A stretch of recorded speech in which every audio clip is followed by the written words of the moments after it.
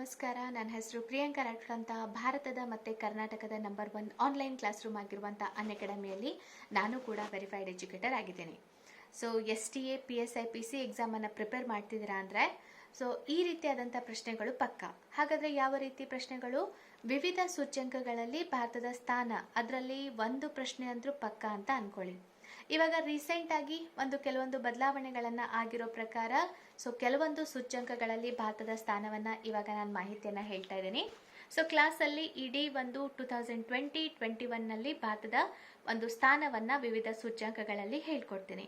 ಇವಾಗ ನೋಡಿ, ವಿಶ್ವ ಹಸಿವಿನ ಸೂಚ್ಯಂಕ 2020ರ ಪ್ರಕಾರ ಭಾರತ 94ನೇ ಸ್ಥಾನವನ್ನು, ವಿಶ್ವ ಪತ್ರಿಕಾ ಸ್ವಾತಂತ್ರ್ಯ 2021ರ ಪ್ರಕಾರ ಭಾರತ 142ನೆಯ ಸ್ಥಾನವನ್ನು, ಜಾಗತಿಕ ಬಡತನ ಸೂಚ್ಯಂಕ 2020ರ ಪ್ರಕಾರ ಭಾರತ 62ನೆಯ ಸ್ಥಾನ, ವಿಶ್ವ ಸಂತೋಷ ಸೂಚ್ಯಂಕ 2020ರ ಪ್ರಕಾರ ಭಾರತ 139ನೇ ಸ್ಥಾನ, ವಿಶ್ವ ಭ್ರಷ್ಟ ರಾಷ್ಟ್ರಗಳ ಸೂಚ್ಯಂಕ 2020ರಲ್ಲಿ ಭಾರತ 86ನೇ ಸ್ಥಾನವನ್ನು ಪಡ್ಕೊಂಡಿದೆ.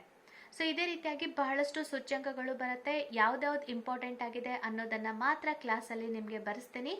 ಪ್ರತಿದಿನ ಸಾಯಂಕಾಲ 8 ಗಂಟೆವರೆಗೆ ನನ್ನ ಕ್ಲಾಸನ್ನು ನೀವು ಅಟೆಂಡ್ ಮಾಡ್ಬೋದು. Thank you.